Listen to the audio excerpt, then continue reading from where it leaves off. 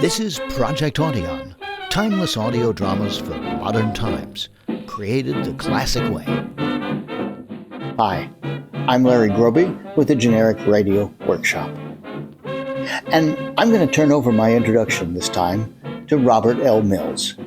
He's a former writer for Bob Hope, and he wrote this episode of the Jack Benny Radio Show.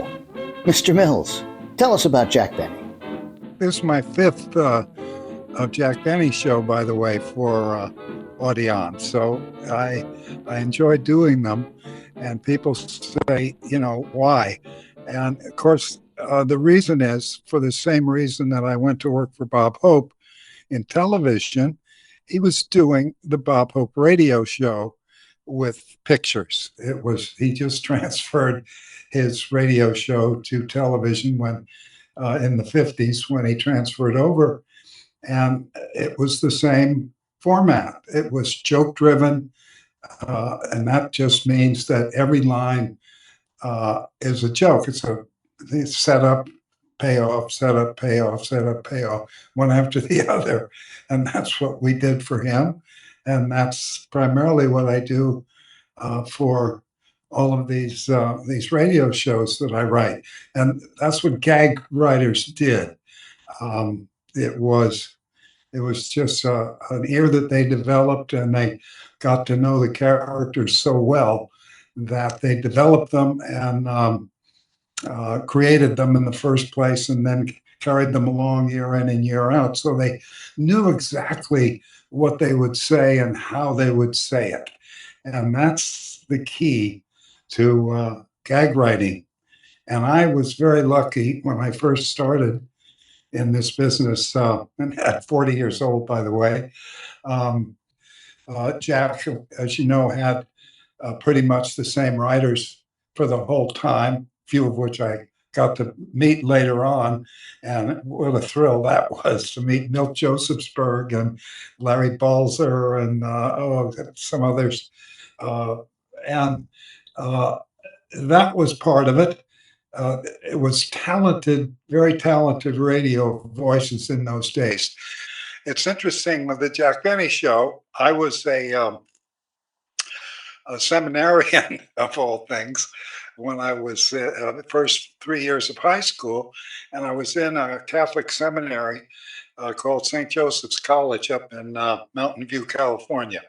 And we were restricted to one radio show a week. It was kind of strict, and but guess what? It was the Jack Benny show at 4:30 on Sunday afternoon, every single Sunday, and of course I never missed it.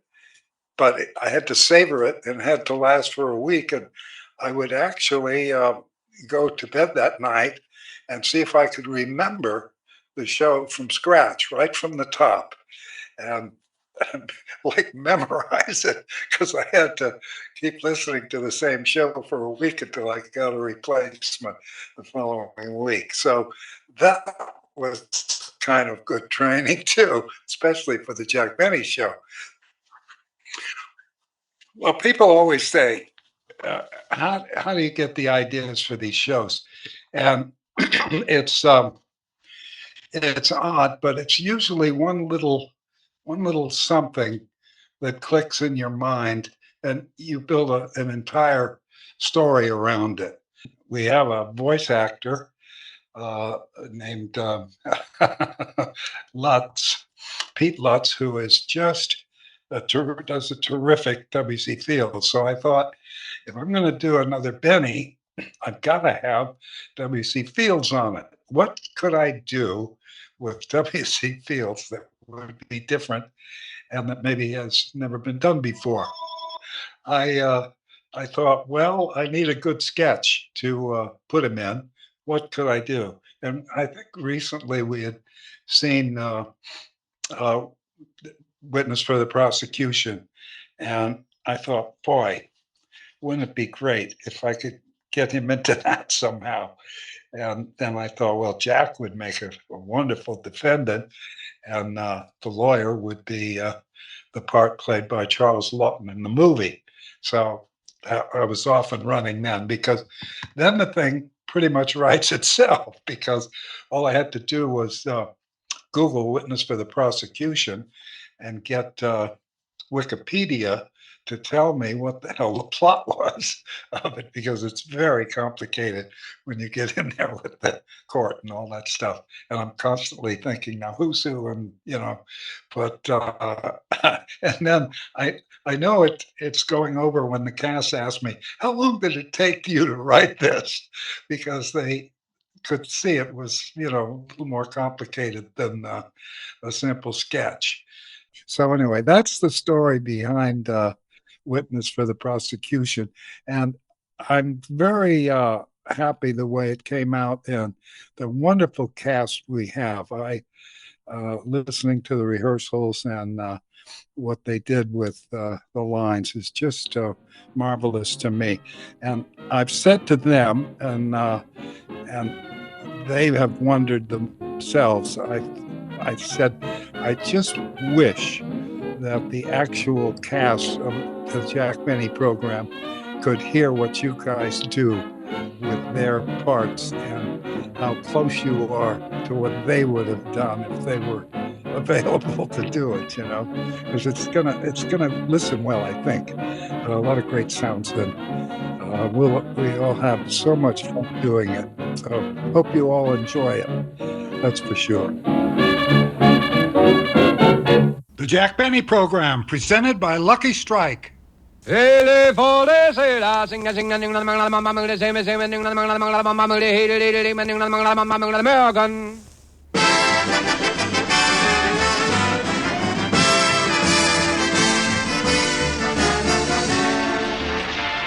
The Lucky Strike Program, starring Jack Benny with Mary Livingston, Phil Harris, Rochester, Dennis Day, the Sportsman, and yours truly, Don Wilson. Mr. Benny spent the last week in New York City negotiating his new contract with NBC. His plane had just landed at LAX, and Rochester is waiting for him among the crowd at the arrival gate. Over here! I'm over here, Mr. Benny! Rochester, why are you waving that piece of cardboard with my name printed on it? Everybody else is wearing a chauffeur's cap and holding one up. And I didn't want you to feel left out. Well, I appreciate that, Rochester, but I already know what you look like. I know.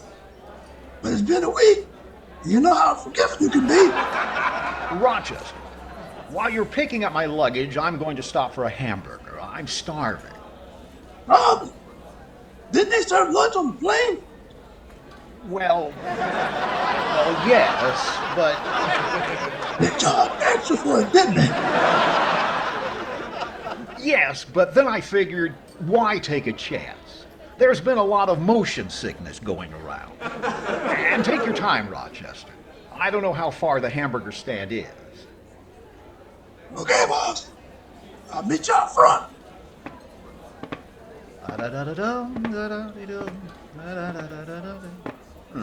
There's the newsstand. Now boarding at gate 2 for There's the coffee shop. Azusa and The restrooms. The Hare Krishnas.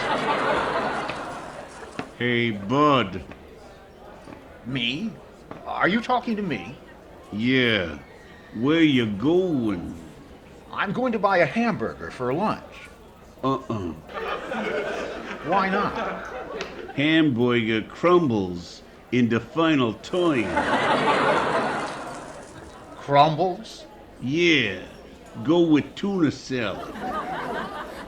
Why tuna salad? Better bloodlines. Bloodlines? Yeah. Sea biscuit out of chicken of the sea. Thanks, but I still feel like a hamburger. With French fries? Yes, I usually have the fries, too. Why not? French fries slip in mud.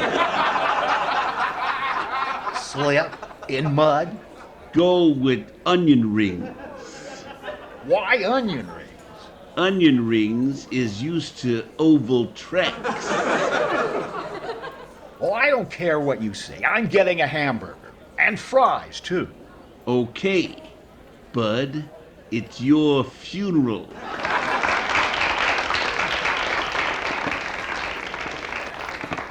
The train station's not enough. Now that guy is working airports, too. Oh, there's a souvenir stand. I promised Mary I'd pick up something for her sister, Babe. It must be the clerk stacking the magazines. Oh, Mister! Yeah? Could you help me pick out a souvenir? Oh, could I? And may I inquire who the lucky recipient is? My wife's sister, Babe. Oh, this is your lucky day. We just happen to specialize in souvenirs for loved ones by marriage. Did you have something particular in mind? Well, I was thinking along the lines of a T-shirt with a clever way of saying, "I visited Hollywood," printed on it. Oh, I love a customer who's willing to pull out all the stops.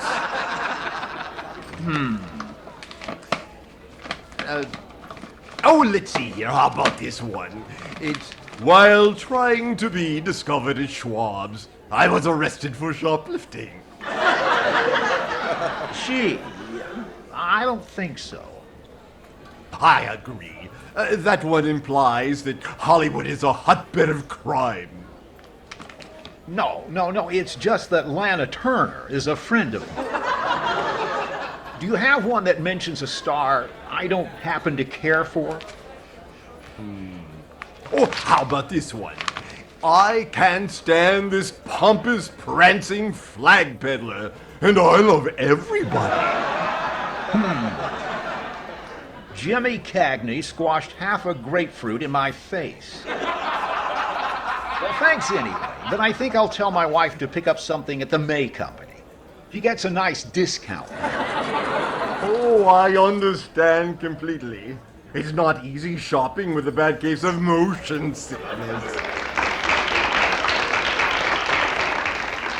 Gee, word sure gets around. Oh, there's a hot dog stand. Maybe I'll get a hot dog instead. Nobody seems to be around. Anybody here? Woo-hoo! Mr. Beanie! Mr. Kitzel! What are you doing here? I opened my own shop in the airplane lobby. I be selling my hot dogs with the pickle in the middle and the mustard And the mustard on top. Who could forget them? Just the way you like them, and they're all Red hot. I know, but I'm surprised to see you selling them here, Mr. Kitzel. And why not? The Kitzel family has a long and distinguished history in the aerodynamical industry. A distinguished history? Oh, yes. My great-uncle Isidore, Buzz Kitzel, was the very first person to serve food during a flight. Really? With a pickle in the middle and the mustard on top, I'll bet. No, Uncle Herman tried that, but unfortunately the Frankfurters kept rolling off the stage. The wings. Much better, yes, but I am sorry to hear that. Don't be. He made millions with his solution to that problem. Oh? And what was that? The world's first corn dog on a stick. So long, Mr. Beanie. Goodbye, Mr. Kitzel.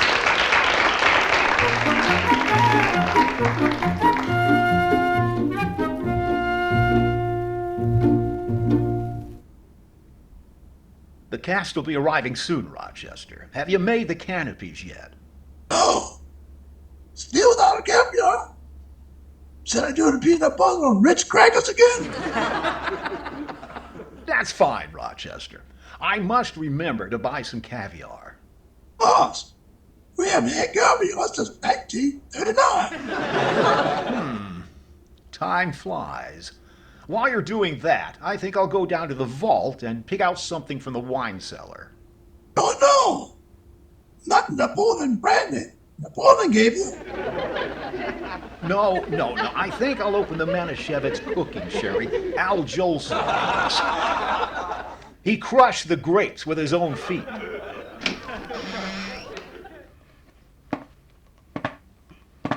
I haven't been down here in a while. The alligators seem content. Probably glad to be getting fresh meat instead of all that hamburger helper during the war ration.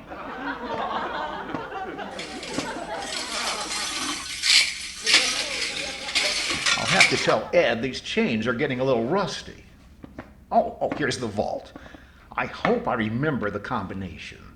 Let's see. Year I started in vaudeville. 11 right. Year I started in radio. 32 left. My age. 40. Oops.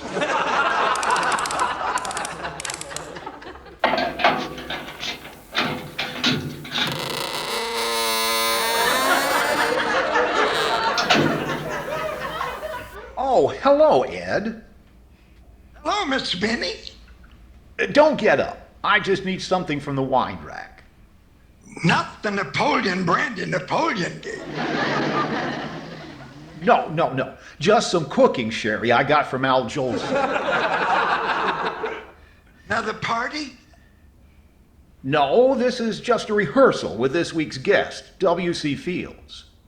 Oh, how is he? He was one of my favorite child actors. He's all grown up now, Ed. You wouldn't recognize him. Well, tell me, Mr. Benny, did Amelia Earhart ever turn up?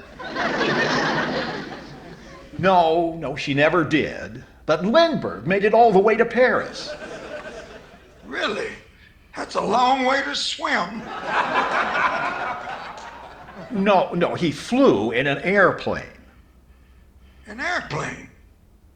Tell me how many wings they got now. Only 2. You've been down here a long time, Ed. Maybe you'd better think about coming back up. No, I'm fine, Mr. Benny. Really, I need the job. Well, next time, at least let me bring you some newspapers. Oh, I have plenty to read. I got my Poor Richard's Almanac, and I've read War and Peace many times. I got it memorized. Well... Tell you what I'll do. Have they found a cure for the common cold? No. Well, as soon as they do that, I'll come back up. All right, I'll let you know. Now, where's that wine rack? Oh, here it is. Here's the Manischewitz. February. A good month. So long, Ed. Goodbye, Mr. Benny.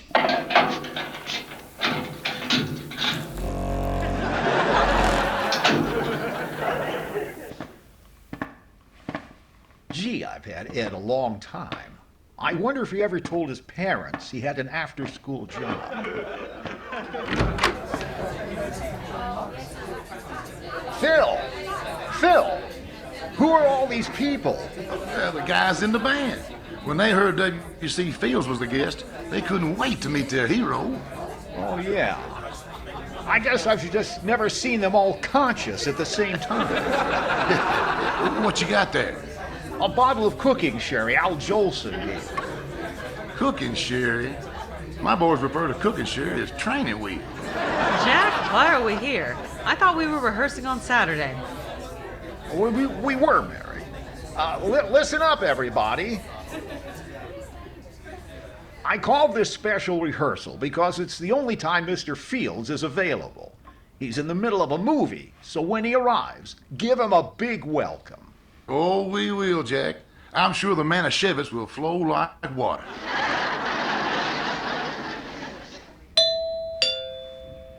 That must be him now. I'll get it. Hi, Bill. Good seeing you again. I apologize for my tardiness, Jonathan, but I went to the wrong house and Ronald Coleman answered the door.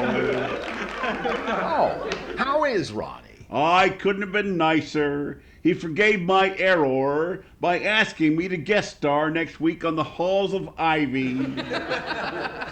Good, good. Come in. You remember Mary? Ah, Mary Livingston, the Queen of the Make Company. The only one I know more familiar with women's lingerie than I am. Good to see you again, Bill. And Phil Harris. Maestro Philip Harris, my comrade in arms. Flap me some flesh. Oh, the boys are so excited to see you, Mr. Fields. You're their hero. Ah, yes. Over the years, we've blown up some of the same balloons. Well, here's your script, Bill. Now, as I explained on the phone, we'll be doing our version of Agatha Christie's Witness for the Prosecution, starring you as the defense attorney, played by Charles Lawton in the movie. Ah, my dear friend Chuck Lawton, a fine practitioner of the thespianic arts indeed. But I hope I'm up to it, Jack. It's a completely new role for me, you know. I'm usually playing the heavy. Well, I'll be playing the defendant, Leonard Vole. Gah, you playing the Tyrone Power part? Don't worry, Bill. The audience will stretch their imagination. Quiet, Mary. You'll be my German wife, Christine, since you're the only one we have who looks anything like Marlene Dietrich. I know. It's a curse I've learned to live with. Well, what part do I play, Mr. Benny? Well, Dennis, you and Phil will be playing Nazi officers. Plus, you'll be singing your usual song. Which reminds me, have you picked one out for this week? Well, I was just about to rehearse it for Mr. Fields. Ah, please, youngster, call me Bill. And I can't wait to hear it, dear boy.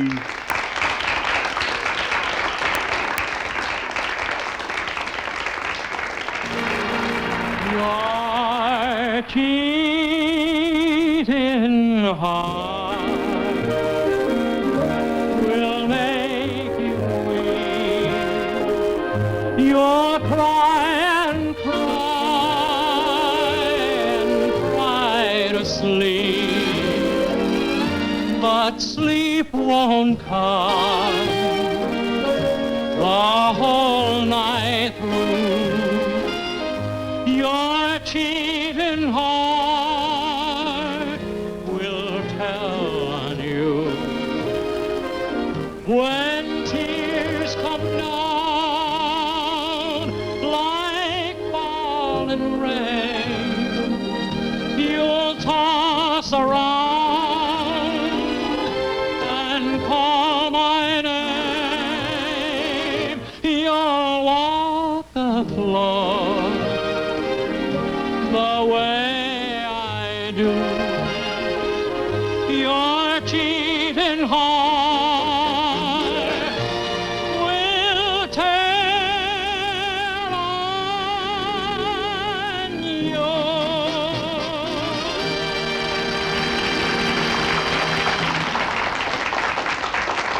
That was wonderful, Dennis, as always.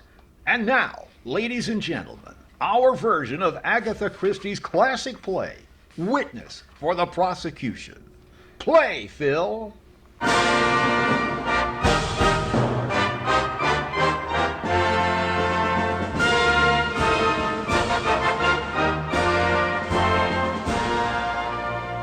name is Lenny Voltage, and I'm being tried for murder at London's Old Bailey. I requested the New Bailey, but it was booked through next October. My lawyer is Sir Jason Robards, the best barrister in England.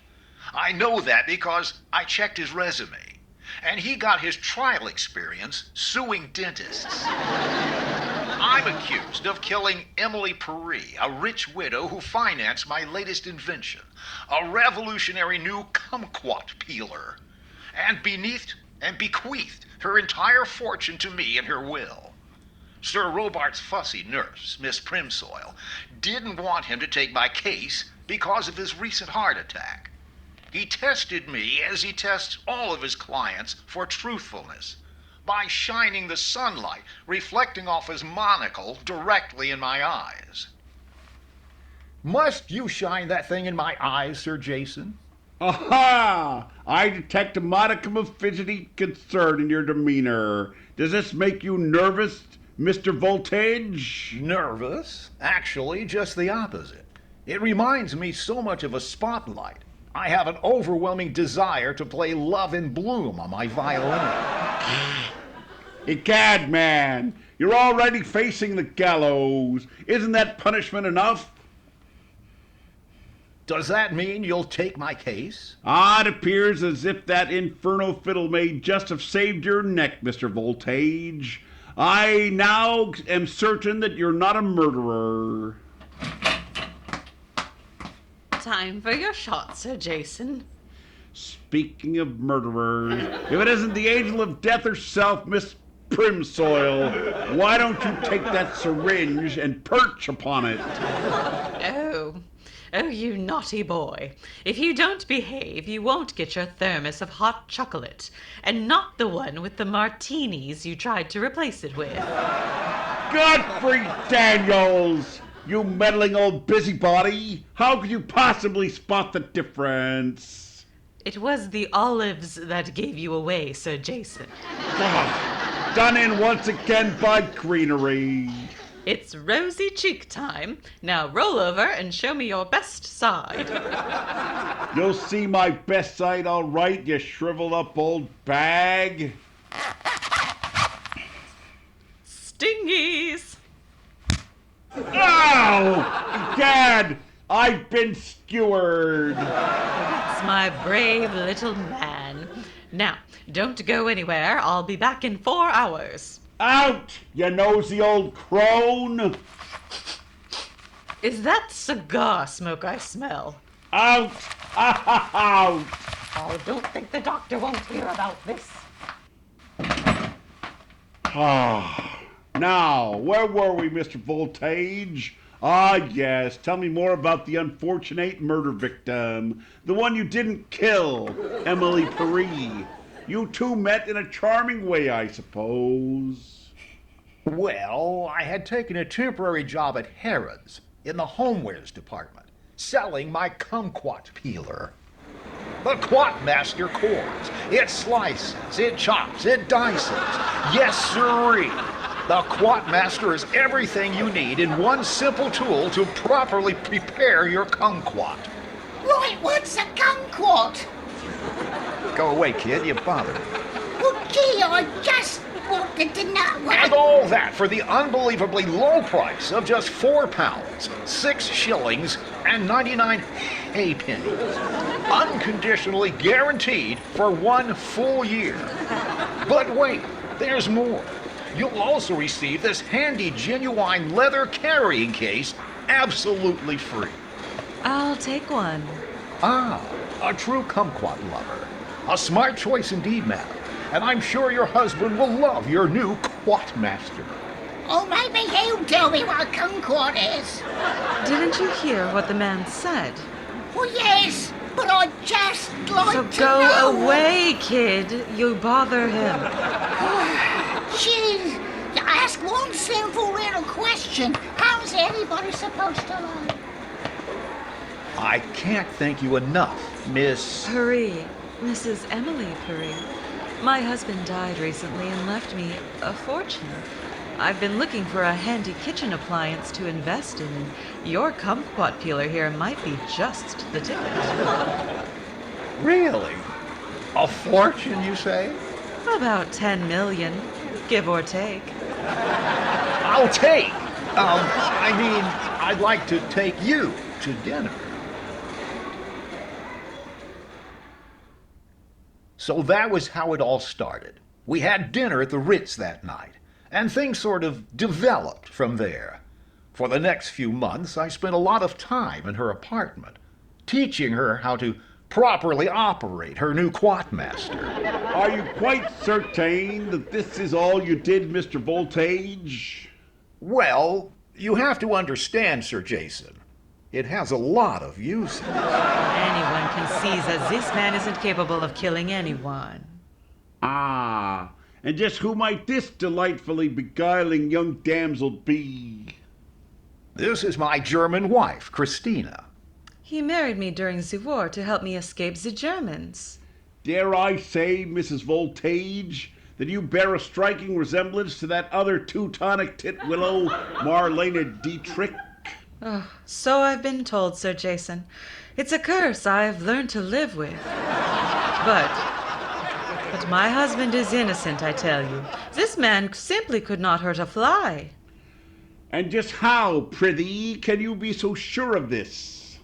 All our fly swatters have a big hole in the center. Unfortunately, Mrs. Voltage, I feel compelled to inform you, as a barrister of some repute, that under British common law, and even some uncommon ones, a wife cannot testify on behalf of her husband. But what if I was married to someone else when I married Lenny? You were married to someone else? Who? Oh, some Yank who claimed his name was Georgie Burns. Why, are you surprised? Not half as surprised as Gracie's gonna be. But if you were already married, Mrs. Voltage, why, if I may inquire, and as counsel I am fairly certain I may, did you marry my client? Oh, because he was sweet, and I loved him from the moment I saw him. I'll never forget that night. Oh, he was sitting by himself at the bar, and I had just finished my set.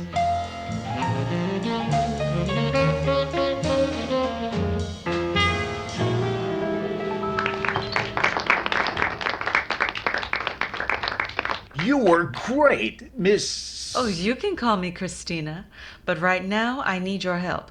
Those two Nazi goons in that booth over there have been following me for a week. Really? Why? I think they want to know where the best restaurants are. Uh-oh, they're coming this way.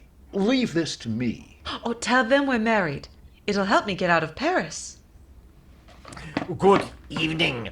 I am Mrs. Major Hans Wienerschnitzel. And this is Lieutenant Herman von Kornporn. Your papers, please. Certainly, Major. I have them right here. Let's see, there's the New York Times, the Washington Post, the Philadelphia Inquirer. And not those papers, you idiot! Your visa. Oh, that! Here, it is. Not your visa. This is your Diners Club card. Major, maybe that would come in handy at all those new restaurants we was gonna try. Hey, haven't I seen you somewhere before, Lieutenant? It's possible. I'm well-known leader of popular Oompa band playing nightly and twice on Sunday in the cellar of Eiffel Tower Hofbrau. That's right. I've seen you too. You're famous for your... curly locks and sexy dimples. Fraulein is very perceptive. I know. It's a curse I've had to live with. Enough with the curses already. You are both under arrest. We were handcuffed and taken to Gestapo headquarters for interrogation.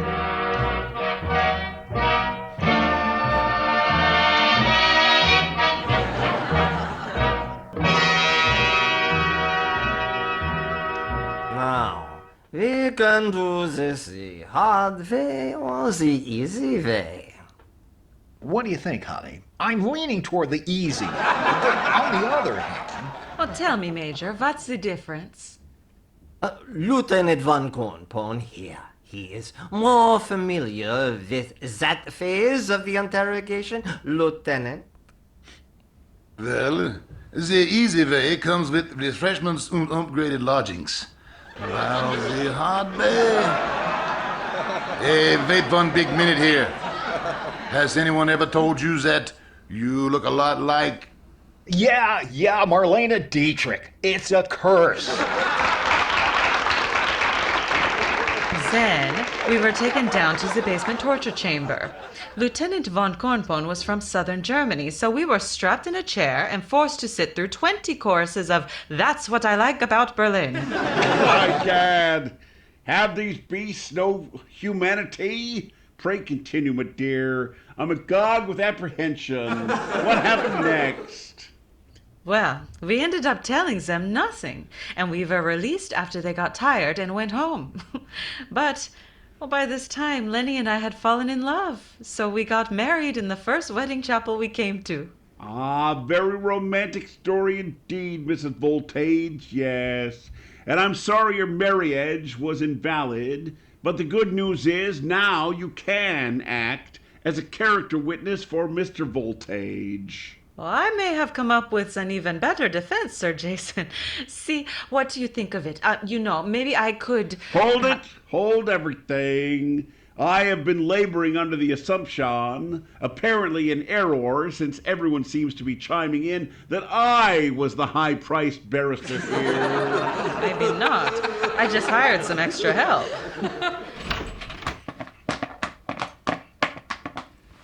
The door swung open and 4 Fig Newtons entered. And just who are these reprobates?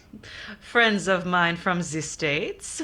Meet the law firm of Round, Firm, Fully Packed, and Darrow. Hit it, boys. Following the commercial, Christina explained her plan. She would testify for me, and then dress up as somebody else to discredit her own testimony, thereby casting doubt on her truthfulness. Is everyone following this so far? No. You see, under English common law, a spouse can't testify. Never mind them, you moron. It's the jury we must convince, not the sponsor. You've been so testy since the heart attack. Anyway, Christina became a prosecution witness, dressed up like Marlene Dietrich, and made up as the injured victim of a jilted lover.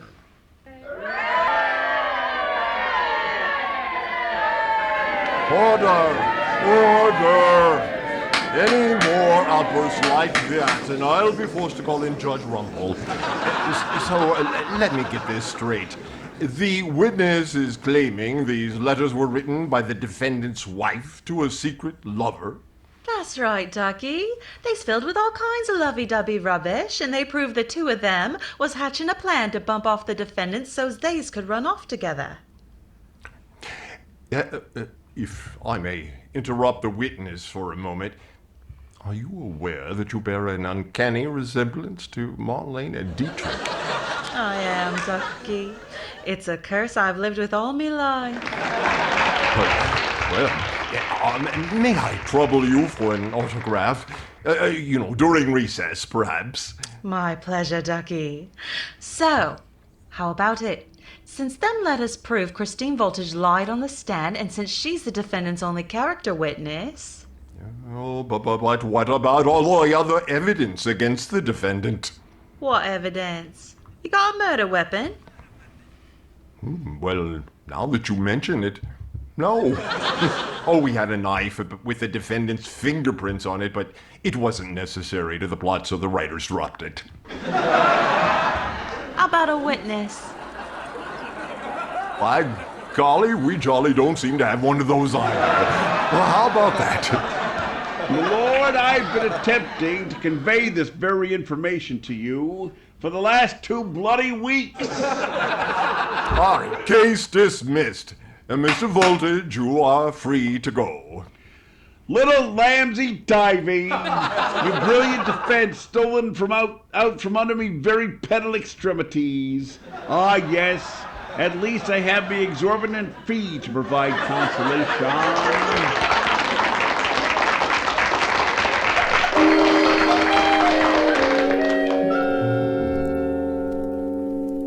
So that's my story. Well, not exactly. According to Agatha Christie's original play, I was guilty all along, and Christina knew it. Then, when she finds out I was cheating on her, she stabs me to death. And Sir Jason represents her when she's put on trial for my murder. But instead, I lived happily ever after. Because Lucky Strike didn't want to look like they've been sponsoring a dead man all these years. So once again, I was saved by the sponsor. Thanks, boys. The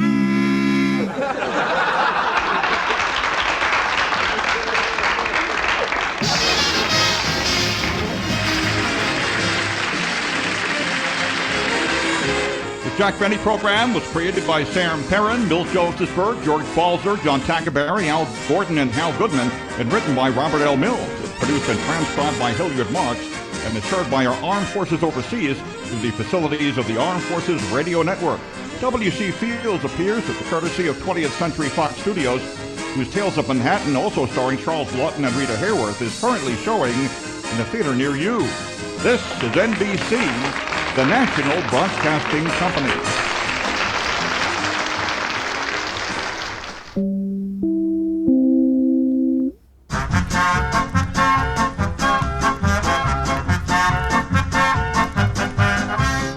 Well, that's our Lucky Strike Extra Project Audion episode for this time. Our cast starred John Bell in Alabama and Pete Lutz in Texas. Also joining us were Ken Jeffries in California, Carl Thomas in Texas, Bob Beaumont in California, Angela Young in Florida, Harry Middlebrooks in California again, and Norm Klein in Kentucky. Bob Mills wrote the script in Los Angeles, while back in Texas, Larry Groby oversaw the production. Hey, share this show with somebody, won't you? We're on YouTube and ProjectAudion.com with dozens more classic audio drama and comedy show recreations to enjoy, and more shows every month. So, until next time, thanks for listening.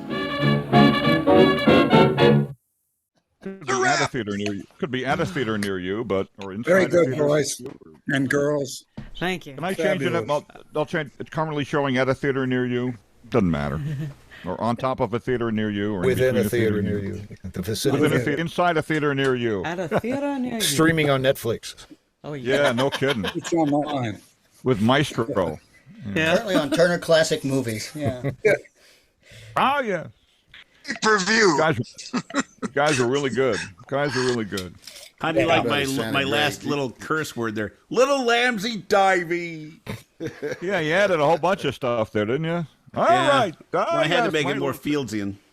Yeah. I thought I recognized one of the lines in the script at one point, yes. Occasionally. Oh, cut that out.